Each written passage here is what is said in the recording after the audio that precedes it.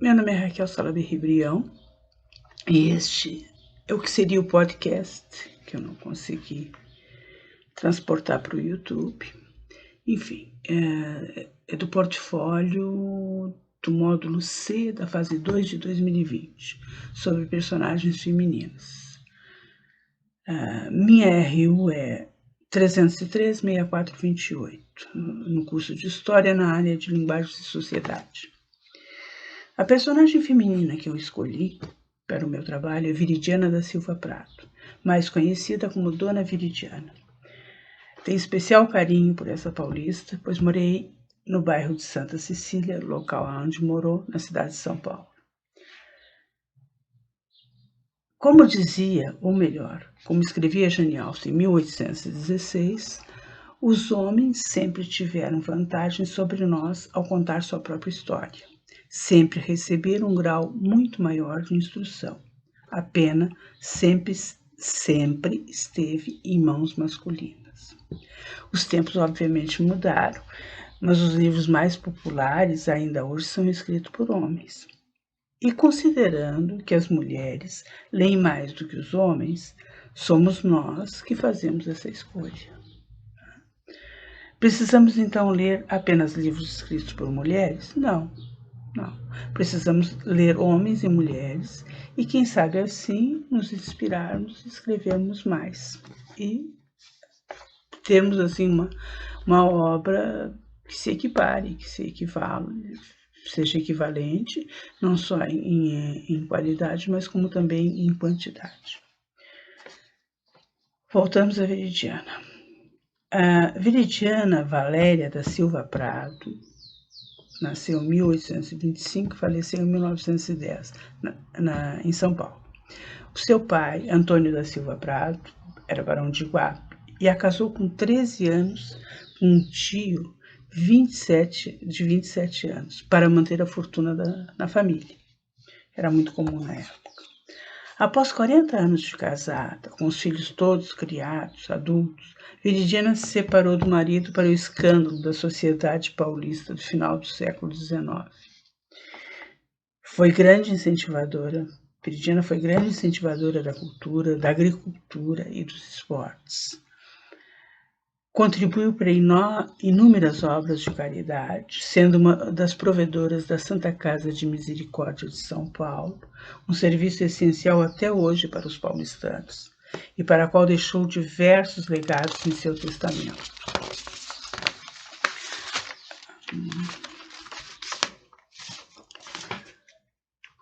O seu testamento foi um dos motivos pelo qual eu decidi que ela seria a minha personagem deste podcast, ou, enfim, deste portfólio. Ela deixou doações de caridade, deixou doações no testamento para caridade, grupos religiosos, serviçais e parentes, como era de se esperar, de se imaginar. Mas duas doações me chamaram a atenção. A primeira foi para os empregados e para os netos, que foi o mesmo valor, 28 contos. Tanto empregados como netos não tinham diferença para ela. Não sei quanto é que eram os 28 contos, será muito, será pouco, enfim, mas o que me chamou a atenção é que foi a igualdade. A segunda foi que a maioria das doações para as mulheres, que ela deixou um grande número, entre parentes e pessoas que ela queria bem, eram títulos, foram deixados em títulos, e esses títulos eram inalienáveis. Eles não podiam ser divididos com os maridos, dessas mulheres. E assim asseguravam um rendimento para uma vida independente. Mais do que dinheiro, seria liberdade para essas mulheres, porque ela era uma mulher rica, ela tinha independência. Mesmo assim, ela teve que lutar por muitas coisas, porque senão não conseguia. É o tempo. A Dona Viridiana tem dedicado a sua memória, falando em relação da memória, a rua Dona Viridiana, em São Paulo, onde próximo eu morei, onde fica o palacete que ela mandou construir em 1882, que é uma maravilha, cheio de obras de arte, desde da parte da decoração, não são só peças, peças de arte, são também a decoração é feita por pinturas do Almeida Prado, enfim, Almeida Júnior, perdão. E então esse é uma das memórias. Esse casarão fica na esquina da rua Higienópolis, que era aquela região ali onde ela tinha chácara. Hoje o palacete é sede do Yacht Clube de Santos e não recebe mais visitas, assim, a não ser ocasionais, mas continua sendo chamado a Casa de Dona Viridiana. Então aquilo ficou marcado, todo mundo fala, é a casa da Dona de Viridiana. Eu mesmo não sabia que era do Yacht Club. Passei várias vezes ali, nunca visitei, nunca entrei, mas achava que fazia da parte da família. Né? Então, é uma boa memória. Em relação ao que se fazer da memória de mulheres que se destacaram, mesmo homens, enfim, é muito difícil, né? É difícil manter um memorial para as gerações futuras. Por exemplo, no caso nem a família da Dona Viridiana manteve o palacete. Chegou uma geração, se passaram para outra, né? É complicado. Agora, hoje a gente tem algo muito importante, que é a tecnologia, e que a gente pode usar a tecnologia com plataformas que você pode usar gratuitamente. Ficarão para sempre? Nunca se sabe, né?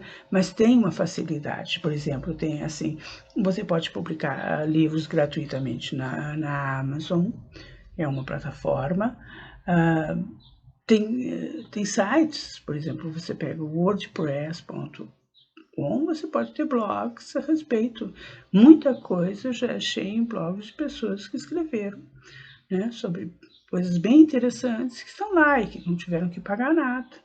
Né? E tem outra plataforma interessante para preservação da memória, e essa é, digamos assim, é do Estado, que é o Museu da Pessoa, que as pessoas podem ir lá escrever sobre um parente, sobre alguém, escrever não, assim, dar os dados e possivelmente fazer uma pequena biografia, que fica registrado e, sendo do Estado, com todos os defeitos que o Estado possa ter, é uma forma de preservar a memória das pessoas e homenageá-las também.